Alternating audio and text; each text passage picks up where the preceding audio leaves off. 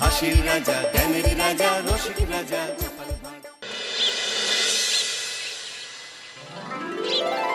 সত্যি এই বছর আমাদের কৃষ্ণনগরে ঠাকুর মুখ তুলে চেয়েছেন। হ্যাঁ মহারাজ, ধান একেবারে পরিপূর্ণ হয়েছে। তা কবে ধান কাটা হবে পুটির বাবা?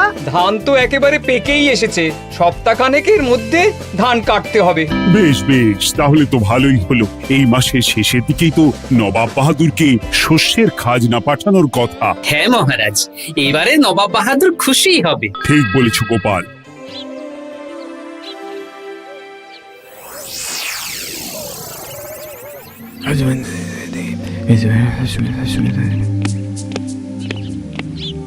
প্রণাম খাম্বাজরাজ। ওই তো কৃষ্ণনগরের মন্ত্রী চলে এসেছে।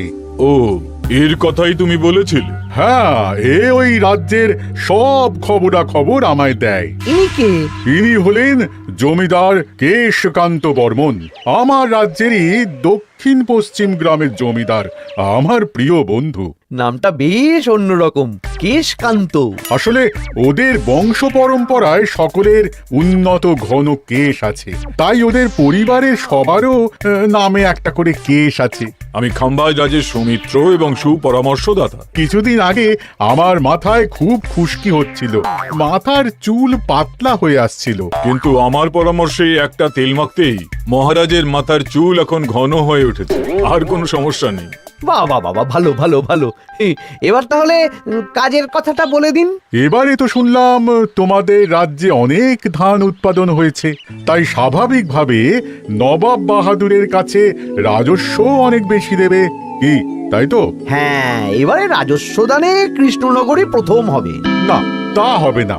নবাবের কাছে অত ধান পৌঁছবে না, এমনকি কৃষ্ণচন্দ্রের কাছেই চাষিরা বেশি ধান রাজস্ব দিতে পারবে না। সেটা কি করে হয়? পাকা ধানে মই দিতে হবে।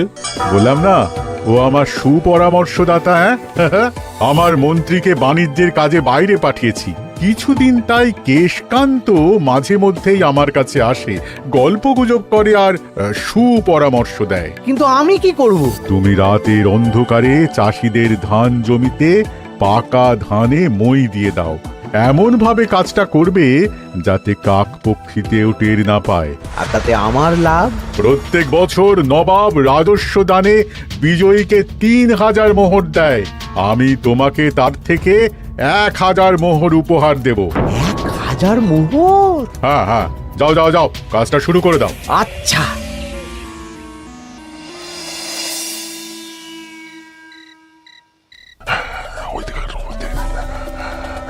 তাহলে আর দেরি কেন, মন্ত্রী মশাইয়ের কথা মতো কাজ শুরু কর। হ্যাঁ হ্যাঁ, চল।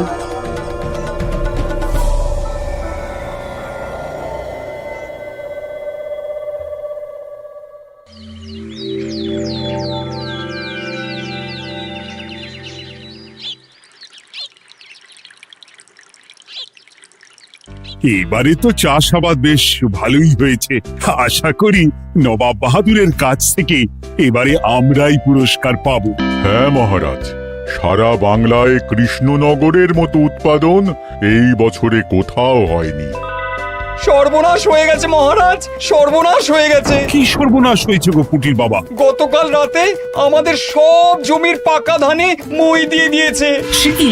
এবার আমরা কি করব মহারাজ? কাদের কাদের জমিতে হয়েছে এসব? যেই জমিতে তাকাবেন সেই জমিতেই এই কাণ্ড, ধান ঝরে সব মাটিতে পড়ে আছে। এবার আমরা কি করব? হায় হায় হায়, এবার আমাদের রাজ্যের কি হবে? নবাব বাহাদুরকে তো জবাব দিতে পারবো না। বড় বিপদ হয়ে গেল, রাজ্যে গ্রহের প্রকোপ নেমে এলো। ও, আর কদিন পরেই আমার টেকে আসবে 1000 মোহর। ঠিক আছে, তোমরা সবাই এখন বাড়ি যাও। না, আমার মন মেজাজ ভালো নেই।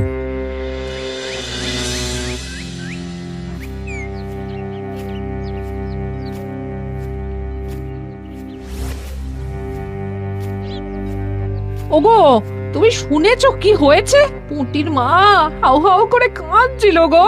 হ্যাঁ গিন্নি, পুঁটির বাবা কয়েকজন চাষি ভাইদের নিয়ে রাজসভায় এসেছিল।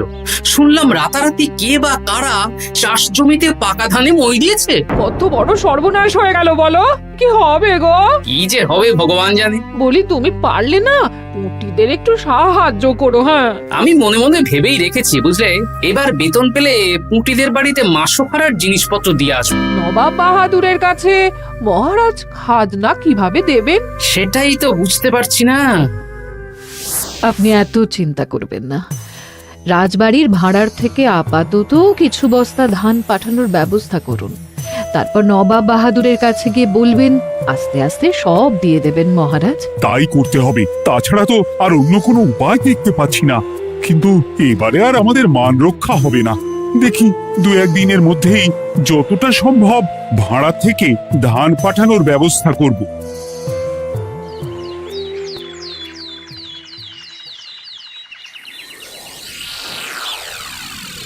এই বছর 10,000 বস্তা ধান রাজস্ব এসেছে খাম্বাজ রাজ্য থেকে, 7,000 বস্তা ধান এসেছে বর্ধমান রাজ্য থেকে, আর মাত্র 100 বস্তা এসেছে কৃষ্ণনগর থেকে।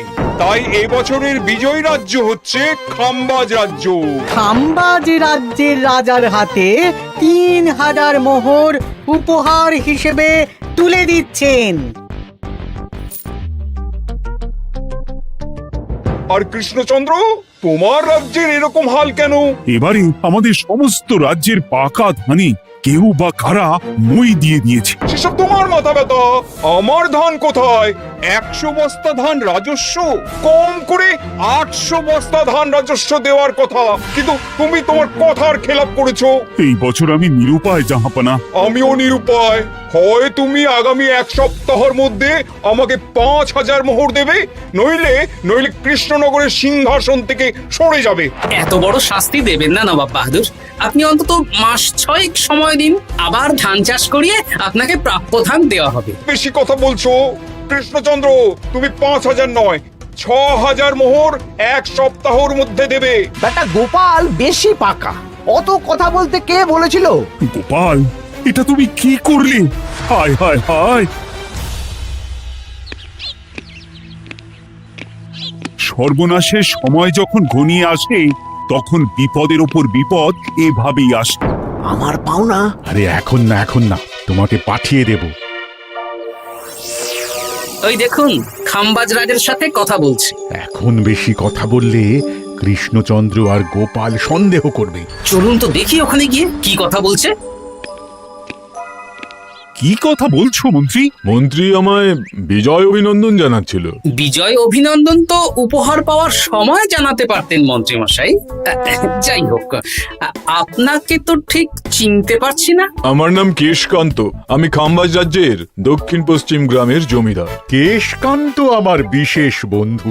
আপনার কেশ নিয়ে বেশ ভাব দেখছি। হ্যাঁ, ওই কদিন আগে তো খাম্বাজ রাজের মাথার চুল পাতলা হয়ে আসছিল, খুশকি হচ্ছিল আর কি। তো ওনার পরামর্শে একটা তেল মেখেই তো খাম্বাজ রাজের আবার ঘন কালো চুল ফিরে এসেছে। কেশকান্ত জমিদার হতে পারে, কিন্তু ওর অর্থনৈতিক অবস্থা তাবর রাজাদের থেকে অনেক ভালো। কয়েক হাজার বিঘা জমির মালিকও, তার সাথে চুলের তেলের ব্যবসা করেও হাজার হাজার মোহর রোজগার করে। এই এখন চুল নিয়ে চুলোচুলি না করে চলো কৃষ্ণনগরে ফিরি। এমনিতেই মন মেজাজ খারাপ, 1 সপ্তাহের মধ্যে আবার 6,000 মোহর জোগাড় করতে হবে। হ্যাঁ, চলুন চলুন।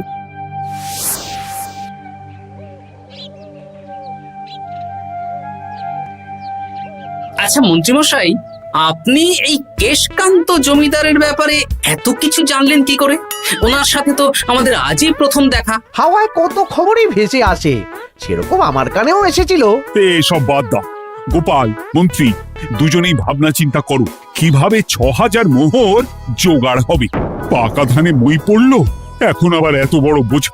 আমার কাছেও মহারাজ বেশি অর্থ নেই, সব মিলিয়ে মিশিয়ে ওই 150 থেকে 200 মোহর মতো আছে বাড়িতে। যদি বেশি থাকতো আমি আপনাকে নিশ্চয়ই সাহায্য করতাম মহারাজ। তাও করতেন কিনা সন্দেহ। তুমি চুপ করো। মন্ত্রীমশাই ওই লোকটাকে জানলো কি করে? এই লোকটাকে তো আগে দেখারই কথা না। না, ব্যাপারটা নিয়ে ভাবতে হবে। চলুন চলুন।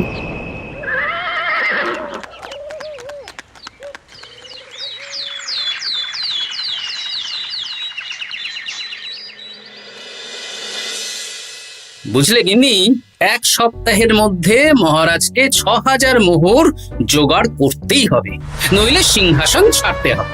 এখন কিন্তু আমাদের উচিত মহারাজের পাশে দাঁড়ানো। কিছু ভেবেছো কি?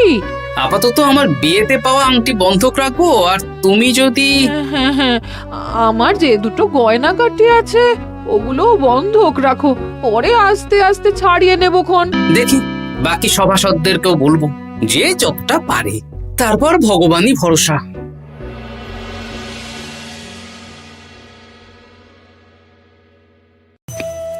আপনি এত চিন্তা করবেন না মহারাজ। চিন্তা না করে কি আর কোনো উপায় আছে? সিন্ধুকে যা আছে তা দিয়ে 3000 মোহর হয়ে যাবে, কিন্তু তারপর আর কি করব? এবার কি নিরুপায় হয়ে জায়গা জমি বিক্রি করতে হবে? কিছু একটা করতেই হবে। আপনি গোপালকে একবার বলে দেখুন, প্রত্যেকবার যখনই বিপদে পড়েছেন তখন গোপালই আপনাকে বাঁচিয়েছে। দেখি আগামীকাল রাজসভা শুরু হওয়ার আগে গোপালের সাথে ব্যাপারটা নিয়ে আলোচনা করব।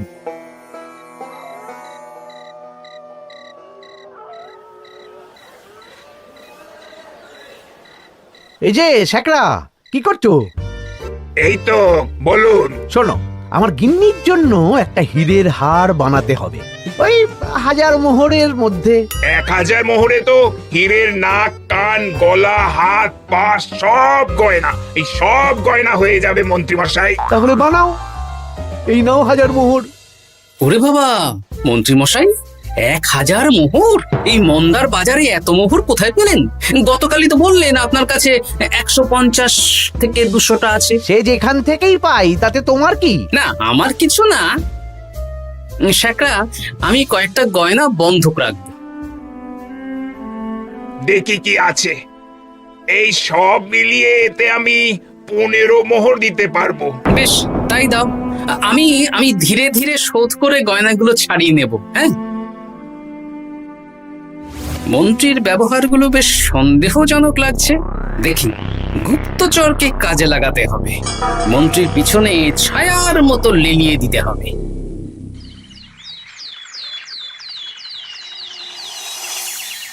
মহারাজ, আমি চেষ্টা করছি আপনার এই মোহর কিভাবে জোগাড় করা যায়, আপ্রাণ চেষ্টা করছি। দেখো, আমি 3000 মোহর পারবো, কিন্তু তার বেশি হলে জায়গা জমি বেচতে হবে, হাতে যে বেশি দিন সময়ও নেই। আচ্ছা মহারাজ, দেখছি। তবে মন্ত্রীমশাই চাইলেই আপনাকে 1000 মোহর দিয়ে সাহায্য করতে পারতেন, কিন্তু উনি তা না দিয়ে ওনার গিন্নির গয়না বানাচ্ছেন, হীরের গয়না। দেখি, মন্ত্রী তো কালকেই বলল ওর কাছে 150 থেকে 200 মোহর আছে মাত্র। 1000 মোহর কোথা থেকে পেল? সে উনিই জানেন। তবে তার খবর খুব তাড়াতাড়ি আশা করি পেয়ে যাব মহারাজ।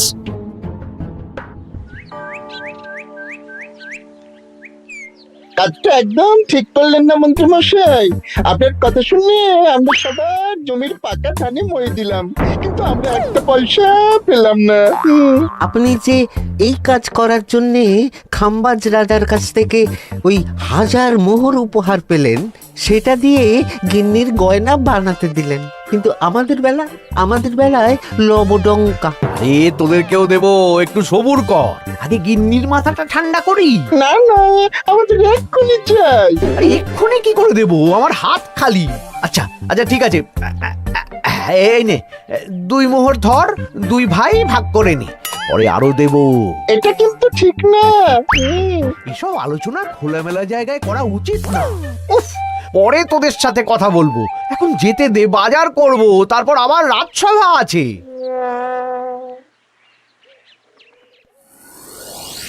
আচ্ছা, এই ব্যাপারটা মহারাজকে আর গোপাল দাদাকে জানাতে হবে।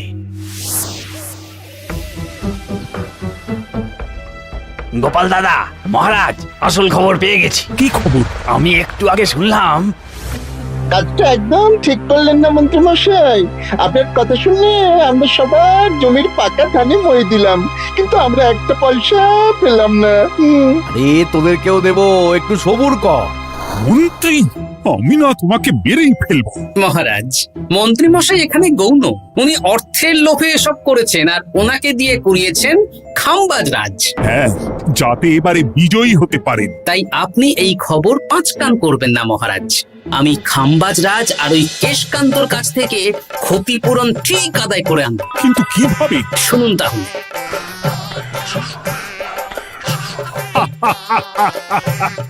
দারুণ বুদ্ধি। তাহলে এখন আসি মহারাজ, কাউকে কিচ্ছু বলার দরকার নেই। আপনি শুধু আগামীকাল সন্ধেবেলা খাম্বাজ রাজের দরবারে চলে আসুন, পারলে নবাব বাহাদুরকেও সঙ্গে করে নিয়ে আসুন। হ্যাঁ,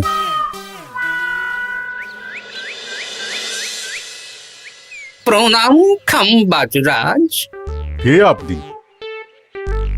আমি হতাশ রঞ্জন, পশ্চিমে থাকি। কি চাই বলুন? কিছু চাই না, তবে একটা কথা শুনলাম তাই বলতে এলাম। কি কথা?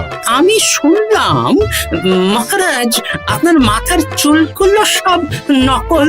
আমার এত সুন্দর চুল সব নকল? ফাজলামো হচ্ছে।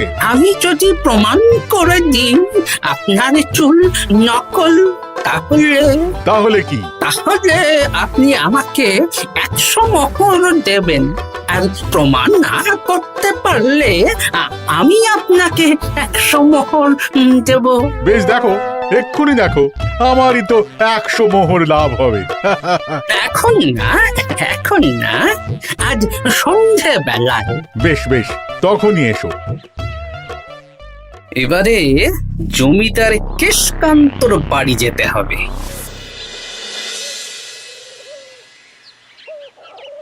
জমিদার মশাই বাড়ি আছেন? কে মশাই আপনি? আমি হতাশ রঞ্জন, পশ্চিমে থাকি। আমি বিশাল ক্ষমতাশালী লোক। কিসের ক্ষমতা? আমি রাজরাজাদের মারধর করি, চুল ধরে টানি, শাস্তি দিই। এসব কি উল্টো পাল্টা বলছেন? খাম্বাজ রাজ আপনার বন্ধু না? হ্যাঁ, প্রিয় বন্ধু। ওনাকেও আমি আপনার সামনে চুল ধরে টানবো, কিন্তু উনি কিচ্ছু করতে পারবেন না। উনি আপনাকে শুলে চড়াবেন। কিছুই করতে পারবেন না, বললাম না আমি বিশাল ক্ষমতাশালী লোক। বিশ্বাস হচ্ছে না তো? তাহলে বাজি ধরুন, 10,000 মোহরের বাজি। 10,000 মোহরের বাজি? হ্যাঁ, আজ আমি খাম্বাজ রাজের রাজবাড়ি যাব, আর আমার শক্তি প্রদর্শন করব। ওনার চুল ধরে টানা হেঁচড়া করব, ওনাকে আহত করব, কিন্তু উনি আমাকে কিছুই করতে পারবেন না। বেশ, রাজি, বাজি। 10,100 মোহর দিতে পারবেন তো? হ্যাঁ, আমি বাজি হারলে আপনাকে দেব 10,100 মোহর। দরকার হলে ওই কাগজে কলমে লিখিত পরিত করে নিন। বেশ, তাহলে তাই হোক। কিন্তু হ্যাঁ, একটা কথা, আমি শক্তি প্রদর্শন করার আগে থেকে প্রক্রিয়া চলাকালীন সময় পর্যন্ত আপনি খাম্বাজ রাজের সাথে কোনো কথা বলতে পারবেন না। বেশ বেশ।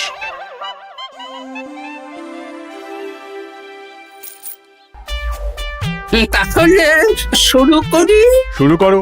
এবার আমি প্রমাণ করেই ছাড়বো।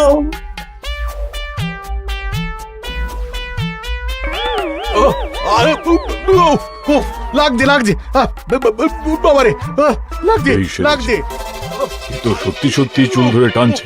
লাগছে লাগছে, বাবারে, বাবা। ওরে বাবা রে বাবা, কি শক্ত! এ কি, খাম্বাজরাজ কিছুই তো বলছেন না? তাহলে কি আমি হেরে গেলাম? না না খাম্বাজ রাজ, আমার ধারণা ভুল, যা শুনেছি তাও ভুল। এবার বিশ্বাস হলো তো? দাও দাও, এবারে 100 মোহর দাও। দিন কেশকান্ত মশাই, আমাকে 10,100 মোহর দিন। এ কি, ও তোমাকে 10,100 মোহর কেন দেবে? ওনার সাথেও তো বাজি ধরেছিলাম। কি বাজি? আপনার এখান থেকে বেরিয়ে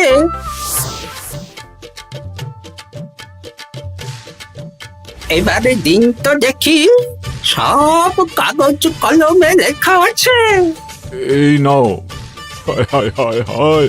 সাবাস গোপাল, সাবাস, তুমি আমার মুখ রক্ষা করেছো।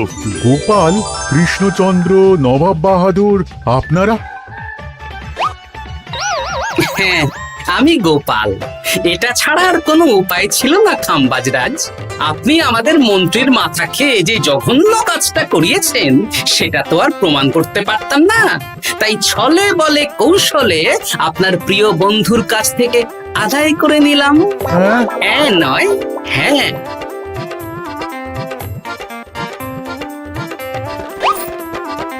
এই নিন মহারাজ।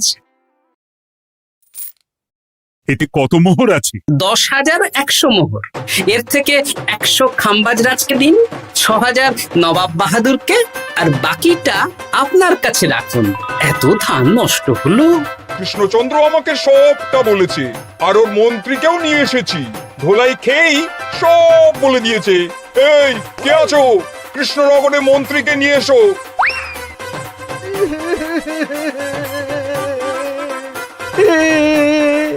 মার খেয়ে আমি সব বলে দিয়েছি খাম্বাজরাজ। উদ্ধার করে তো জাহাপানা, আমাকে ক্ষমা করে দিন। এর কোনো ক্ষমা নেই, তোমাকে আমি কারাগারে বন্দি করব। হায় হায় হায়,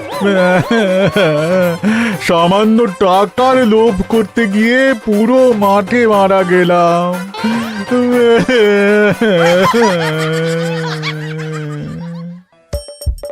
হাসির রাজা, জ্ঞানের রাজা, রসিক রাজা।